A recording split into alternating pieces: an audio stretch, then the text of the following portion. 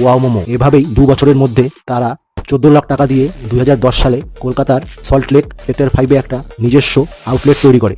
সাগর আর বিনোদ অনেক বাধা পার করে অনেক কষ্টে ওয়াও মোমোকে দাঁড় করিয়েছে।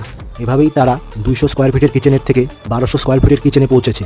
যাদবপুরে যেখানে থেকে তারা শুরু করেছিল সে জায়গাটা এখন তাদের হেড অফিসে পরিণত হয়েছে। যেখানে তারা প্রথমে একরকম মোমো বিক্রি করত, সেখানে তাদের শাখায় প্রায় এখন 20 রকমের মোমো পাওয়া যায়। 2011 সালের পর তারা তাদের ব্যবসাকে কলকাতা ছাড়া অন্যান্য শহরে ছড়াতে শুরু করে। প্রথমে তারা বেঙ্গালুরুতে ও পরে এভাবেই ভারতের 35টি শহরে তাদের ব্যবসাকে পৌঁছে দেয়। 2024-এর মতে তাদের ভারতে মোট 630টি আউটলেট রয়েছে। এছাড়াও তারা দেশের বাইরে বিদেশেও তাদের আউটলেট খুলেছে। যেখানে তারা একটি শেপ নিয়ে তাদের যাত্রা শুরু করেছিল, সেখানে তাদের কাছে এখন মোট 700টি শেপ রয়েছে। তাদের স্টলের কর্মচারীর সংখ্যাও এখন 1500 জনের উপরে। এভাবেই মোমোর ব্যবসাকে অর্গানাইজ করে ম্যাকডোনাল্ড ও ডমিনোজের মতো ব্র্যান্ডের সাথে টক্কর দিয়ে ওয়াও মোমো আজকে 1300 কোটি টাকার ব্যবসায় পরিণত হয়েছে।